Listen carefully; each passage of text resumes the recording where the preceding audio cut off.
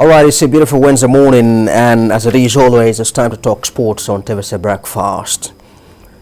Our German coach Gunnar Rose says some players have threatened to quit Nigeria's Super Eagles and boycott African Cup of Nations in reaction to his sack by the Nigerian Football Federation.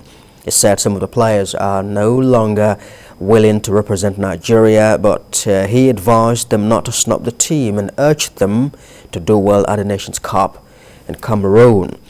Raw, whose contract was last Sunday, confirmed that almost every player in the team has thanked him for his time they spent together and sent good wishes. Meanwhile, President of the Nigeria Football Federation, Amaju Pinnick, has defended the decision to fire Raw and replace him with former Super Eagles defender Austin Eguavoen.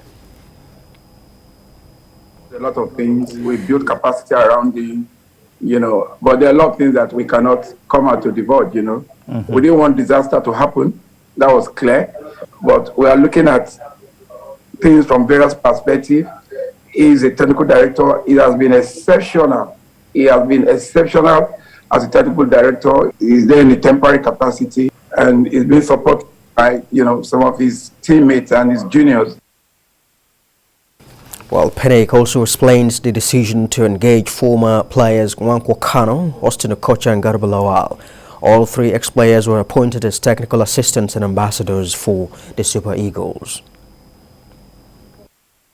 You are not going to tell me that Jide doesn't have anything to offer technically. You are not going to tell me that Garba Lawal doesn't have anything to offer technically.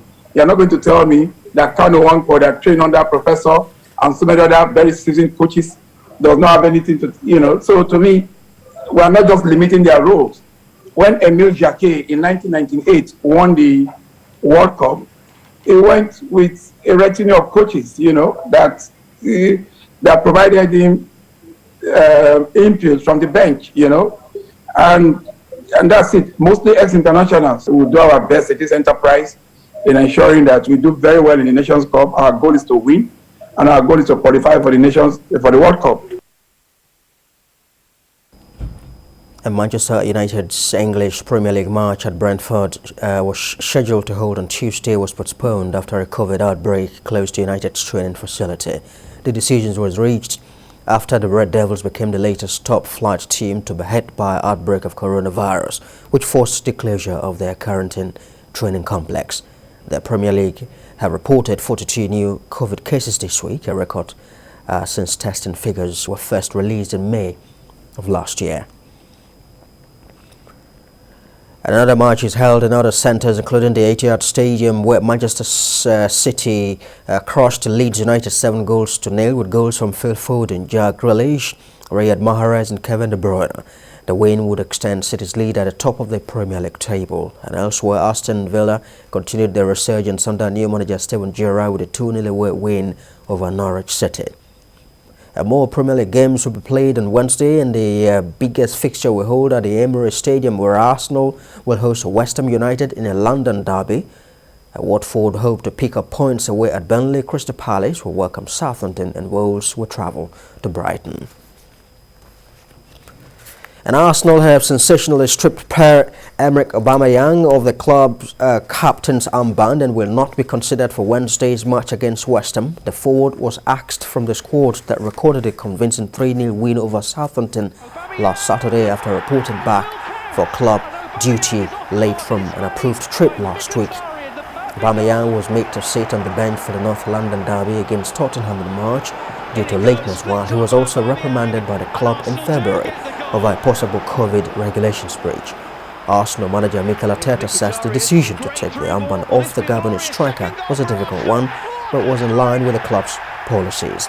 He also confirmed that the player has accepted the decision, while a replacement is yet to be named. Sends in the wrong way to give Arsenal a decision that we have made following the incident, the last incident that we have with the player, and this is where we stand. We did it, both the club having a personal conversation and myself face to face with the player. The leadership group, and within that we have different players that are nominated to be captain. In the last game it was Laka. We had Granit as well which has been captain as well. So we will follow that. Obviously, it's a really unpleasant situation, and it's not the moment to make any rash decision.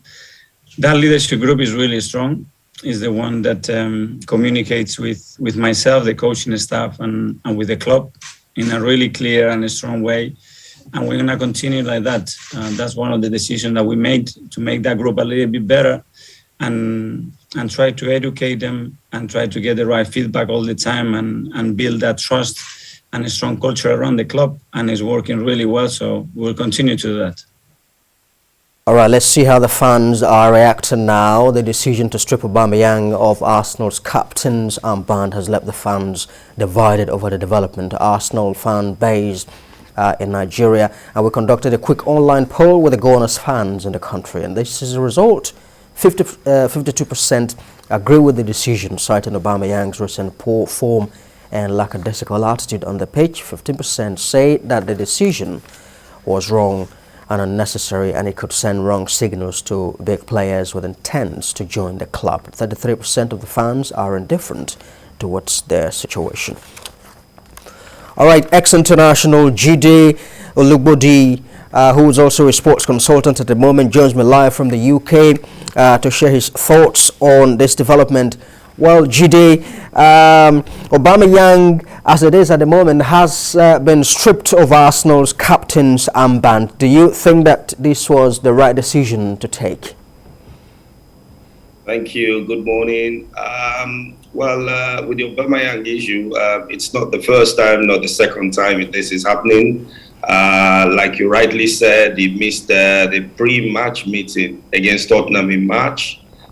And it was late, sorry for that. And this one is kind of awkward because it was given time to go home and see the mom.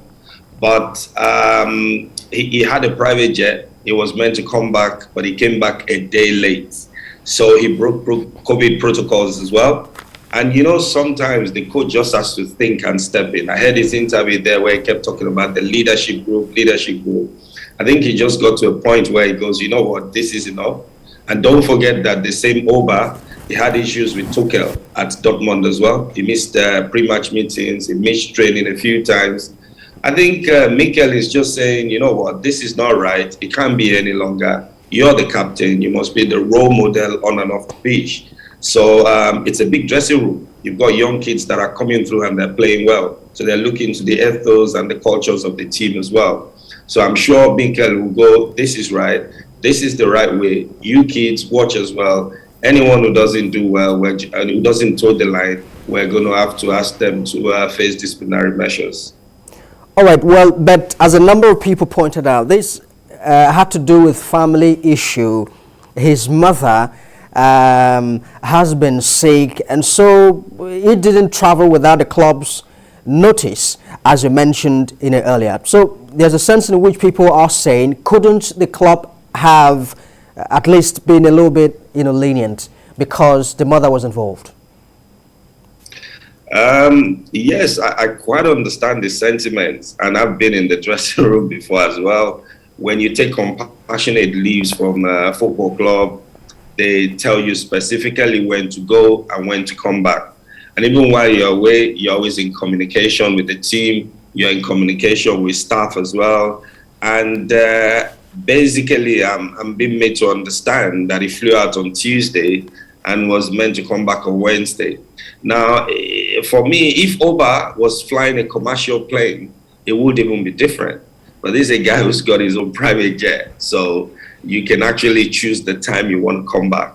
So that must have been what incensed Mikel, knowing fully well this has happened a few times before, him coming back late, him coming late to meetings. So this was just a case of, it's another one of those Oba things.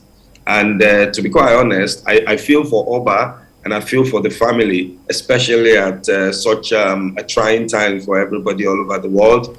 But protocols are protocols. And I believe they must have told him, you have to be back on Wednesday. And I think even coming on Thursday, it broke Premier League protocols as well for games. So I think Arteta just didn't want this to lie low. All right. And I understand him as well. All right. You You were an ex-international. You played for the Super Eagles and quite a number of clubs in Europe. You've been in dressing rooms before. This kind of decision, what sort of impact do you think it will have on the rest of the players? Is there a sense in which you envisage some sort of mutinous reaction from the other players? Oh, yeah. Well, when you hear Mikel, he kept saying the leadership team. So I know he's had so many warnings, and I don't think he will have taken this decision without talking to some senior players as well. So he kept saying the club has taken this painful decision. We. So he may have the backing of at least the understanding of some of these players as well. Let's not forget the previous captain as well, Shaka, was stripped, of disciplinary issues as well. But again, like you said, the dressing room is very, very funny. There's different dynamics in there. You either have reasons to play football or excuses to fail.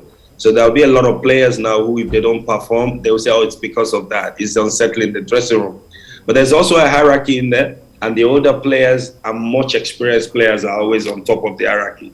Unfortunately, in Arsenal now, to be honest, it's the younger players who are performing the most. The Emiros, the Sakas, the Odegaards. So it all depends on those who are on Oba's side and those who are on the coach's side as well. All right. Well, Jide Olugbodi, ex-international and also sports consultant, we must thank you very much indeed for sharing your thoughts with us live from the UK. Thank you very much indeed. Thank you, Ike. Thank you so much. All right.